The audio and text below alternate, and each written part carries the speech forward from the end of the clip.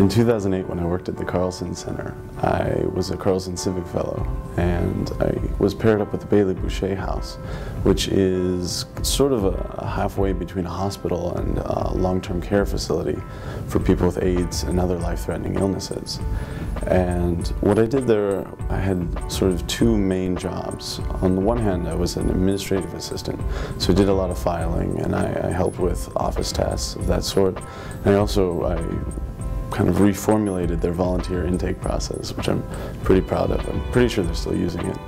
And then on the other side of my work there, I worked with some of their clients, and so I served them meals and I spent time with them and kind of offered them company and a listening ear. And that, I think, was probably more important than anything I did in the office. The work at Bailey Boucher is about ameliorating suffering, and what that means is making people's lives more comfortable in such a way that their life isn't defined by their pain anymore, but they can enjoy themselves as what you might say normal people who don't characterize their lives by suffering. And for me, before I worked at Bailey Boucher, that was a noble cause, but that wasn't something I was interested in. And after I worked at Bailey Boucher, I realized that's the core of my humanity, that if I don't have that, I'm not really living. I'm just work obsessed and don't really have much meaning.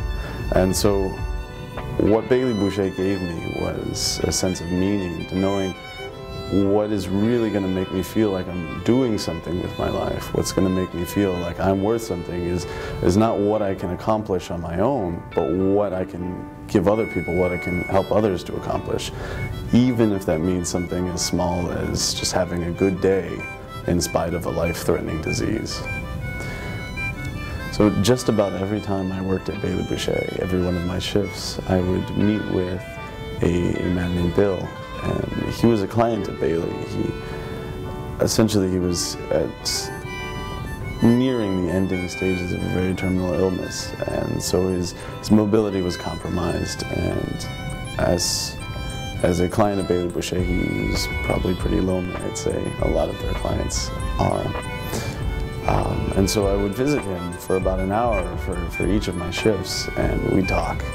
And we talk about my studies, about what he liked to do. He had quite a few interesting hobbies, including weaving and chess.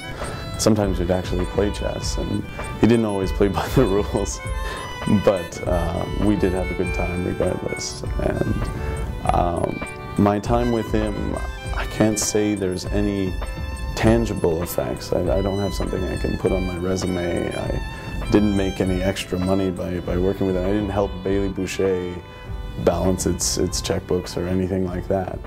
But I think my time with him represents the best spent time that I was there. The most important work that I did was with Bill, and I think it might have affected me more than it affected him.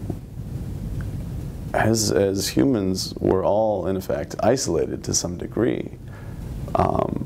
Whether or not we can shield ourselves from that depends on how healthy we are in a lot of cases, or how economically well off we are. But the best safeguard is to be a good friend to others, to be compassionate, and to expect that in return.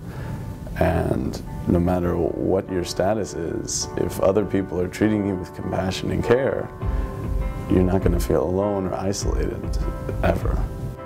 The reason that I think everybody should consider working at the Carlson Center, and more importantly, volunteering their time, is it's really easy to get caught up in our focuses, our plans and goals, and what we want. But when we volunteer our time to other people, completely foregoing our present focus, what we get is perspective. We get to see what society is like outside of our little sphere. And so Bailey Boucher gave me that opportunity to be a part of a community that I never would have seen on my own, by my own intention. And that was extremely eye-opening. I realized that the world doesn't look the way I think it looks. It looks the way it is.